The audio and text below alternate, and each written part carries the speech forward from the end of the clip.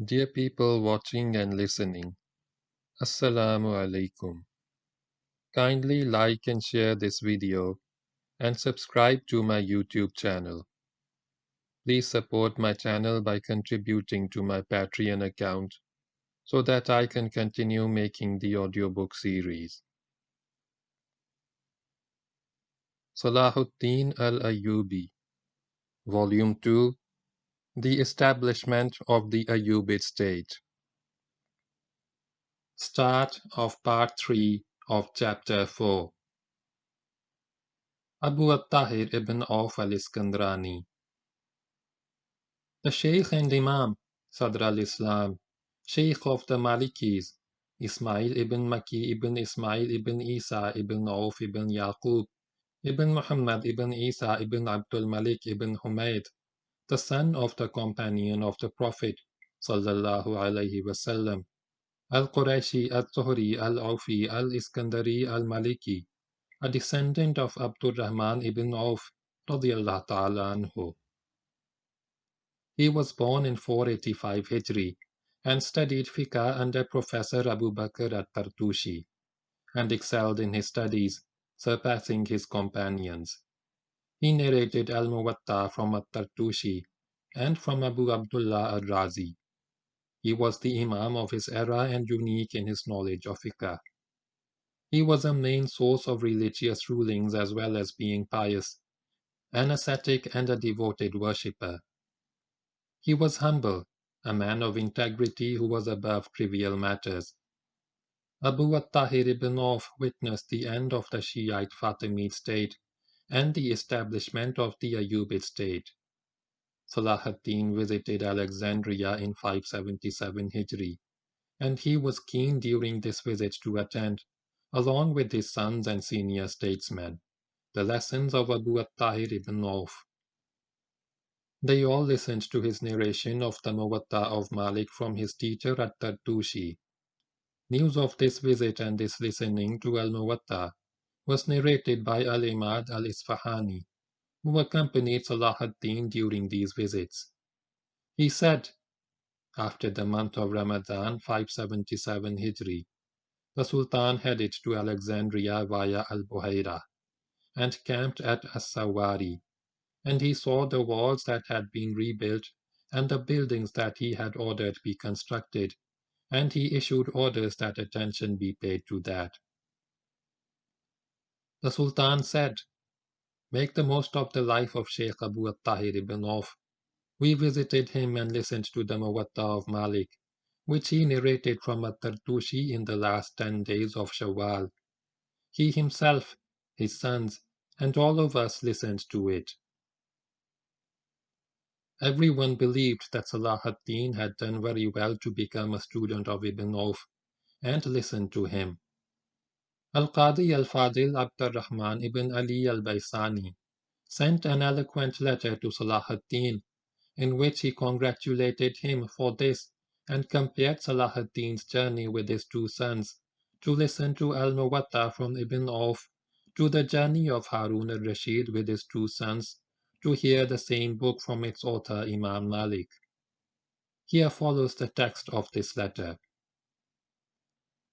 May Allah grant long life to His Highness Al-Malik al-Nasir, Salah al-Dunya wal-Deen, the Sultan of Islam and the Muslims, the reviver of the office of the leader of the believers, that is the Abbasid Caliph. May Allah bless his journey in the pursuit of knowledge, and reward him for it, and bring all sorts of goodness to him. May Allah inspire people to give thanks for his blessings, for it is a blessing for which no one can give thanks, except by his inspiration. May Allah instill the light of faith in his heart, for the heart is a place in which nothing can be instilled, except that which he instills.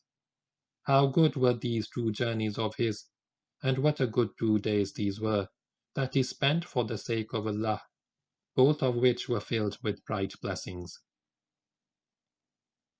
Praise be to Allah, who has made his days either of 2 types, a day when he sheds the blood of the ink-pot under his pen, or a day when he sheds the blood of the disbeliever under his banner.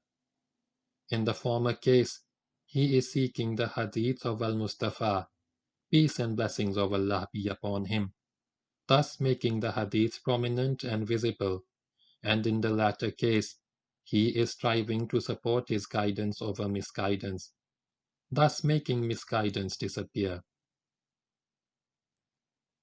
People need the ambition of the scholars in their journeys to transmit and hear hadith, and their persistence in seeking out hadith. They wrote books concerning that with the aim of encouraging people to do likewise, and to highlight the high status of those who do so. They said, so and so traveled to listen to the musnad of so and so. Zad traveled to Amr even though he was so far away. This is when the one who traveled had devoted his entire life to knowledge, and had spent his life in pursuit thereof, and his ambition was not distracted by any other high aims. So what about a king who had a great deal on his mind, thinking about the people's affairs as he is always thinking about his own religious commitment? When he travels to attain good by listening to hadith, when he is so pressed for time, but he overlooks the most urgent matters for the sake of knowledge, and dedicates some days to that, even though at the time of jihad every single hour and minute counted. It was unknown for any king to travel in pursuit of knowledge except for Harun al-Rashid, but he had had two purposes for his trip: to visit the grave of the Prophet sallallahu alaihi wasallam, and to seek knowledge. So he took his two sons and traveled to visit Malik, may Allah have mercy on him, and hear al-Muwatta from him. So both al-Rashid and Salahaddin had something in common: the desire to hear al-Muwatta, and traveling for that purpose. Al-Rashid asked Malik, may Allah have mercy on him, to give him and his two sons, al-Amin and al-Ma'mun, a private session in which they could listen to his book.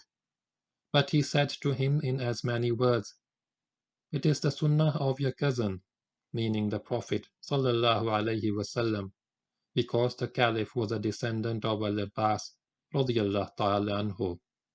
People other than you tried to conceal it, and people like you tried to spread it. And Salahaddin undertook a journey that was second in terms of time, but surpassed it in terms of faith. Allah decreed that His Highness should undertake a journey like that of al-Rashid, and that his two sons, Ali and Uthman, should play the roles of al-Rashid's two sons, al-Ma'mun and al-Amin. The original copy of al-Muwatta, which al-Rashid heard from Malik, may Allah have mercy on him, was in the library of Egypt. If it was there, that would be a great blessing, a great advantage and a great treasure. If not, it should be sought.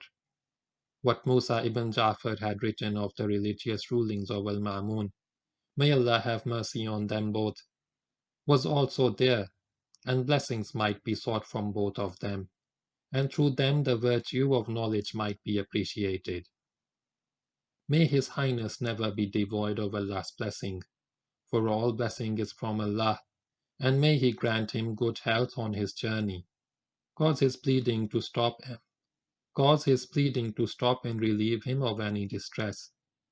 You started your journey with all kinds of blessed supplications, narrated from the Master of humankind. The first result of that is physical good health. May you enjoy good health and relief from any distress, and may Allah keep distress away from you always, and cause the bleeding to stop. May Allah cause him to prevail and grant him peace. Another result was that he traveled to hear the Muwatta of Malik. May Allah have mercy on him, and he traveled for the sake of knowledge from Syria to hear al-Muwatta. May Allah bless his kingdom, bring about good, ward off harm, and bless His Highness wherever he may go, insha'Allah. Since that time, Ibn Auf had been held in high esteem by Salahaddin, and he respected him greatly. If he came across any religious or worldly matter, he would send word to him, asking for his opinion and ruling. This is confirmed by the words of Ibn Farhun. The Sultan Salahaddin Yusuf ibn Ayub respected Ibn Auf and corresponded with him and sought religious rulings from him. As-Safadi, in his book Nukat al-Hamyan, narrates a story of this correspondence in his biography of al-Qadi Sharafuddin, Abdullah ibn Abi Asrun. This Qadi became blind at the end of his life, when he was still in his post as a judge. A dispute arose as to whether it was permissible for him to remain in his post after becoming blind. Ibn Abi Asrun himself was very keen to remain a judge, and he wrote an essay in support of the view that it is permissible for a Qadi to be blind, which was a view held by the minority of jurisprudents and rejected by the majority.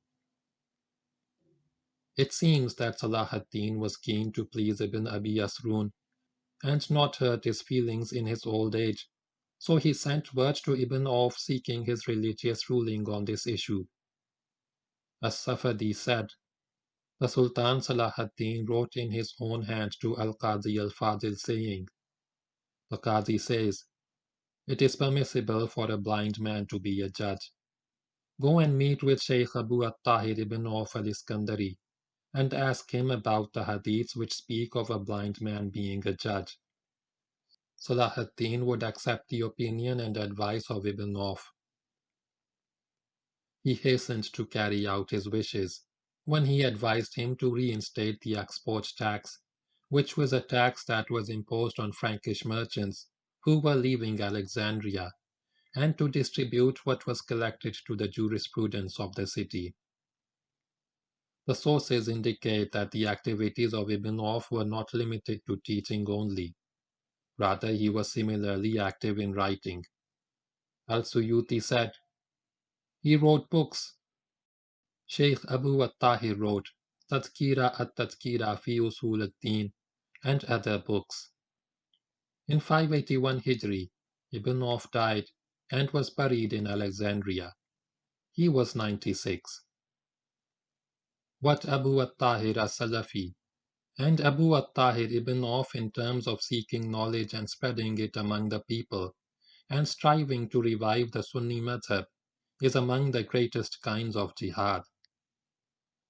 Devoting oneself to acquiring knowledge and teaching is one of the greatest kinds of jihad for the one whose intention is sound.